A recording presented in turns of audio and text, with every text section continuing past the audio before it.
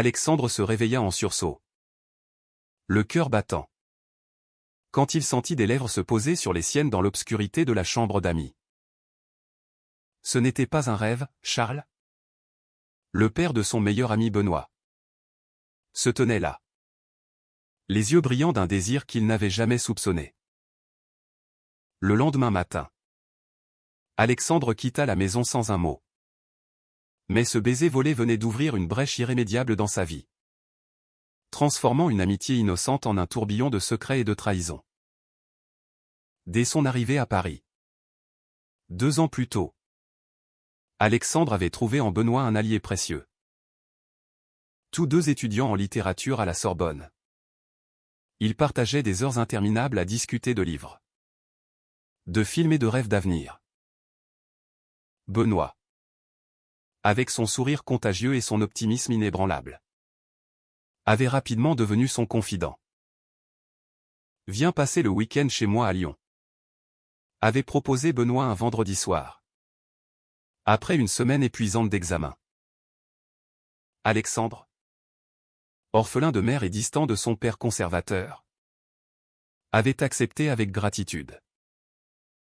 La maison familiale des Moreau était un havre de paix, une vieille bâtisse en pierre au cœur du vieux Lyon, avec un jardin fleuri et une atmosphère chaleureuse. Charles, veuf depuis 5 ans, gérait seul l'éducation de Benoît et de sa petite sœur Élise, tout en dirigeant une petite entreprise de restauration de meubles anciens. À 45 ans, il dégageait une autorité naturelle, tempérée par une gentillesse qui mettait Alexandre à l'aise. Le premier soir, tout se passa normalement. Dîner convivial autour d'une fondue savoyarde. Rire partagé sur des anecdotes estudiantines. Charles posait des questions sur les études d'Alexandre, l'encourageant avec des mots paternels. « Tu as du talent, mon garçon. Ne laisse pas les doutes te freiner. » Alexandre se sentait valorisé, presque comme un membre de la famille.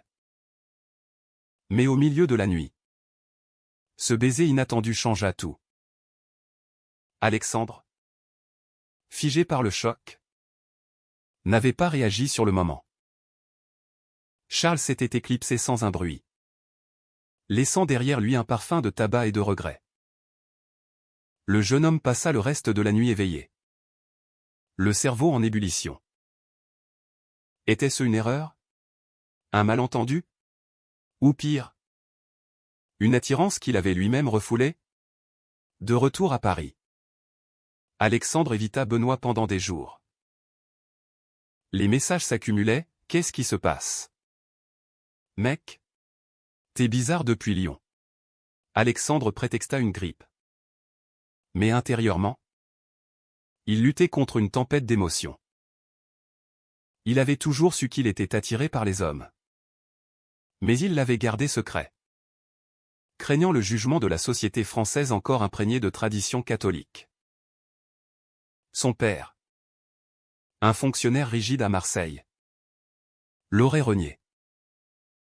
Et maintenant, ce baiser avec Charles, un homme marié autrefois, père de son meilleur ami. C'était immoral? Impensable. Pourtant, une partie de lui revivait la scène avec un frisson interdit. Charles, avec son charisme mûr, représentait tout ce qu'Alexandre admirait, la stabilité, l'expérience, la force tranquille. Benoît finit par débarquer à son appartement un soir pluvieux. « Parle-moi. Alex. Qu'est-ce qui t'arrive? » Alexandre hésita. Mais le mensonge pesa trop lourd. Il raconta tout, les larmes aux yeux. Benoît blêmit, puis explosa. « Mon père? C'est une blague? Il est hétéro. Veuf de ma mère. Il n'a jamais. » Mais au fond de ses yeux, un doute s'insinua. Benoît rentra chez lui furieux, confrontant Charles dès le seuil. « Qu'est-ce que tu as fait à Alex? Charles, assis dans son fauteuil usé, leva les yeux, le visage marqué par la fatigue. Je ne sais pas ce qui m'a pris. Benoît. Je suis désolé. Pour la première fois. Charles avoua son secret, des attirances refoulées depuis l'adolescence. Étouffé par le mariage. La famille. Les attentes sociales. J'ai aimé ta mère. Sincèrement. Mais une partie de moi. Benoît quitta la maison en claquant la porte, se réfugiant chez un oncle à Grenoble. La famille Moreau, autrefois unie, se fissurait sous le poids d'un baiser. Alexandre, de son côté, luttait contre sa propre culpabilité. Était-il responsable? Avait-il envoyé des signaux inconscients? Il consulta un psychologue universitaire. Anonymement. Les attirances ne se contrôlent pas. Mais les actions si. Lui dit le thérapeute. Pourtant, Alexandre se sentait piégé. Il aimait Benoît comme un frère. Mais l'image de Charles hantait ses nuits. Un appel anonyme de Charles arriva une semaine plus tard. Alexandre. Je m'excuse. Oublie tout. Mais la voix tremblante trahissait un désir plus profond. Alexandre raccrocha. Le cœur serré. La société française. Avec ses lois progressistes sur le mariage gay.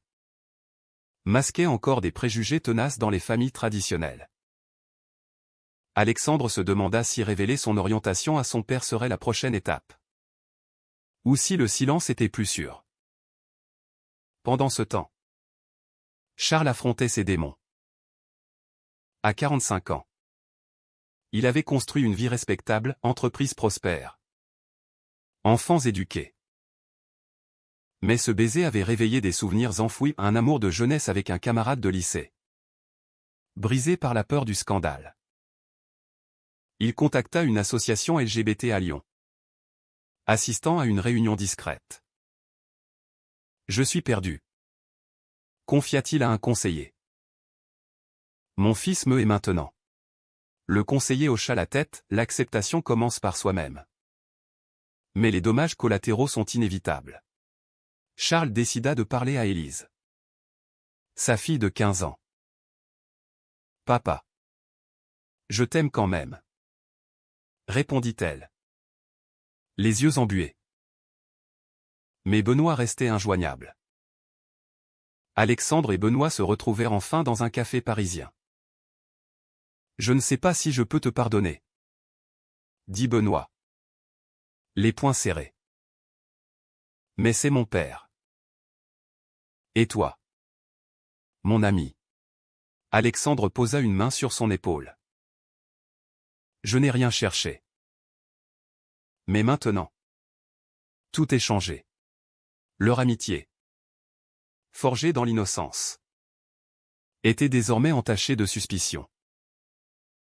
Alexandre rentra chez lui, se promettant de ne plus contacter Charles. Pourtant, un message arriva, rencontrons-nous. Pour clarifier. Signé C. La tentation était là. Comme un poison doux. Alexandre effaça le message. Mais le doute persistait. Les semaines suivantes furent un tourbillon de confrontations intérieures pour Alexandre. Il errait dans les rues de Paris. Du Louvre à Montmartre. Cherchant des réponses dans l'agitation de la ville. Son père l'appela un soir. Sentant le malaise. Tout va bien. Fiston? Alexandre mentit. Mais la voix paternelle raviva ses peurs. À Marseille. Son père était un pilier de la communauté. Fervent catholique. Opposé au mariage pour tous lors des débats de 2013. Révéler son homosexualité signifierait l'exil familial. Pourtant, Le baiser de Charles avait allumé une étincelle, Alexandre se sentait vivant. Désiré pour la première fois. Il commença à fréquenter des bars gays discrets dans le Marais. Observant les couples avec envie et appréhension. Et si je cédais, se demandait-il. Charles, à Lyon, tentait de recoller les morceaux. Il envoya des lettres à Benoît, expliquant son passé. J'ai épousé ta mère par amour, mais aussi par conformisme. La société des années 80 ne laissait pas de place aux différences. Benoît, réfugié à Grenoble, lisait ces mots avec amertume. Il se rappelait les dimanches en famille, les vacances en Provence. Tout semblait parfait. Maintenant, il questionnait tout, l'amour de ses parents était-il une façade? Il confronta son oncle, qui avoua avoir soupçonné Charles autrefois. Ton père a sacrifié beaucoup pour vous. Benoît rentra à Lyon, furieux. La confrontation fut explosive. Tu as détruit notre famille pour un caprice, hurla-t-il. Charles, les larmes aux yeux, répondit, ce n'était pas un caprice. C'est qui je suis. Benoît partit en claquant la porte. Mais cette fois, il emporta des affaires pour plus longtemps. Élise, prise au milieu, souffrait en silence. À 15 ans, elle navigua entre loyauté envers son frère et compassion pour son père. Elle appela Alexandre en secret. Papa est brisé. Benoît est parti. Aide-nous. Alexandre, touché, accepta de venir à Lyon. À son arrivée, la maison semblait hantée. Charles l'accueillit, les yeux rougis. Merci d'être venu. Ils parlèrent des heures, évitant le baiser au début. Charles raconta son mariage, un amour sincère, mais incomplet. J'ai refoulé mes sentiments pour le bien de tous. Alexandre partagea ses propres luttes, le coming out avorté au lycée. La solitude à Paris. Pour la première fois, il se sentit compris. Mais la tension montait. Leurs regards se croisaient, chargés d'une attirance mutuelle. C'est mal? Murmura Alexandre.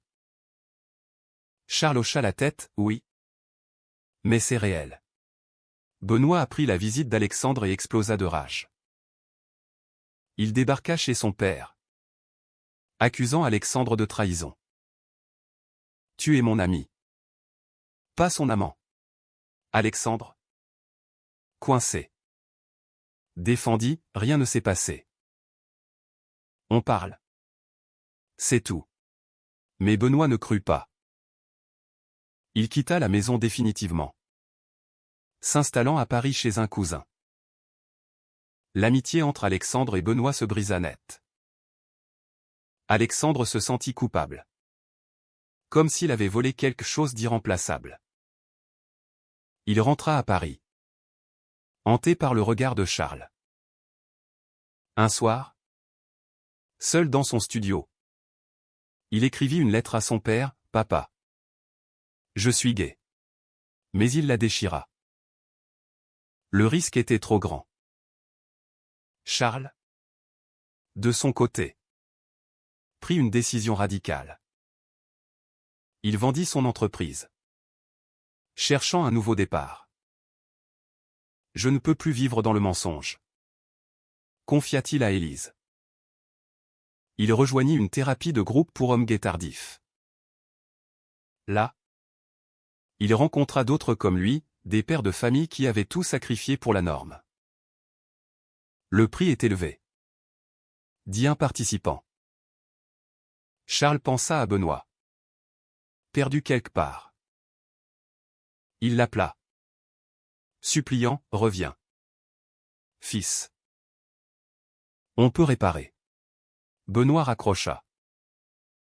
La douleur de Charles était palpable, il avait tout perdu pour un moment d'authenticité. Alexandre, influencé par ces événements, commença à s'affirmer. Il rejoignit un club LGBT à la Sorbonne, rencontrant des pairs qui partageaient ses luttes. Une manifestation pour les droits trans le motiva. Pourquoi se cacher, se demanda-t-il. Pourtant, l'ombre de Charles persistait. Un message arriva, je pars pour Paris. Besoin de te voir. Alexandre accepta. Contre toute raison. Ils se retrouvèrent dans un parc. Sous la tour Eiffel. La conversation fut intense. Je t'aime, Alexandre. Avoua Charles. Alexandre, tremblant, répondit, moi aussi. Mais c'est impossible. Ils s'embrassèrent, scellant un pacte dangereux. Mais au loin, Benoît observait. Le cœur brisé. La trahison fut consommée. Benoît confronta Alexandre le lendemain. J'ai vu tout. Tu m'as poignardé dans le dos. Alexandre pleura, ce n'est pas contre toi. Benoît partit, jurant de ne plus jamais les revoir. Alexandre se tourna vers Charles. Mais le doute s'installa. Était-ce de l'amour? Ou une échappatoire à la solitude? Charles, lui, affrontait les conséquences professionnelles, des clients conservateurs annulaient des contrats après des rumeurs. La société tolère. Mais ne pardonne pas. Murmura-t-il. Les mois suivants virent l'escalade des conflits. Alexandre et Charles entamèrent une relation clandestine, se voyant en secret à Paris. Alexandre loua un petit appartement dans le quartier latin, où il passait des nuits à discuter de littérature, de vie, d'avenir. Mais chaque rencontre était teintée de culpabilité. Et Benoît, demandait Alexandre. Charles soupirait, il finira par comprendre. Mais Benoît, de son côté, sombrait dans la colère. Il coupa tout contact, changeant de numéro, bloquant les réseaux. À la Sorbonne, il évitait Alexandre, changeant même de cours. L'amitié, pilier de leur jeunesse, était réduite en cendres. Benoît consulta un psy. Avouant sa haine, mon père m'a volé mon ami. Le thérapeute conseilla le pardon. Mais Benoît refusa. Ils ont choisi leur désir au détriment de tout. Charles affronta ses propres batailles familiales. Élise, loyale mais confuse, oscillait entre soutien et reproche. Pourquoi lui? Papa? Il a l'âge de Benoît. Charles expliqua, l'amour ne choisit pas l'âge. Mais Élise s'éloigna, passant plus de temps chez des amis.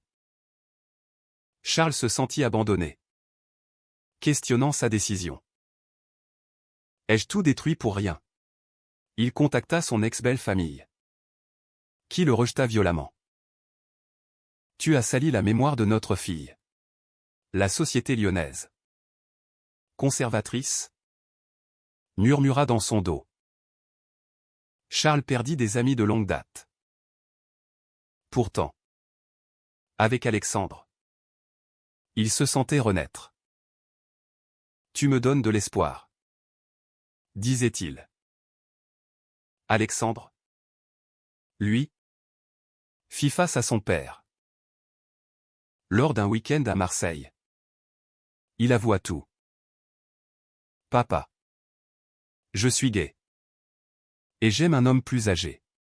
Le père, choqué, explosa, c'est une phase. Et cet homme? Un pervers. Alexandre partit, dévasté. Le rejet paternel le poussa plus près de Charles. Mais des fissures apparurent. Charles, possessif, questionnait les sorties d'Alexandre. Avec qui étais-tu? Alexandre se sentait étouffé. Je ne suis pas ton fils. La différence d'âge créait des tensions, Alexandre voulait voyager. Explorer, Charles aspirait à la stabilité. Une dispute éclata, tu me traites comme un enfant, hurla Alexandre. Charles répondit, parce que tu le hais encore. Benoît, apprenant la relation par Élise, décida d'agir. Il confronta son père à Lyon. Arrête ça. Ou je te renie pour toujours. Charles, déchiré, choisit Alexandre. Je t'aime, fils, mais je dois vivre ma vérité. Benoît, effondré, tenta une ultime manœuvre, il appela le père d'Alexandre, révélant tout. Votre fils est manipulé par mon père. Le père d'Alexandre débarqua à Paris. Furieux. Rentre à la maison. Ou je te coupe les vivres. Alexandre refusa. Mais la pression financière le frappa. Sans soutien. Il dut travailler comme serveur, sacrifiant ses études. C'est le prix de l'amour, se dit-il. Charles, sentant la crise, proposa de l'aider financièrement. Viens vivre avec moi. Alexandre accepta, déménageant à Lyon. Mais la cohabitation révéla des failles. Charles, habitué à l'autorité, imposait ses règles.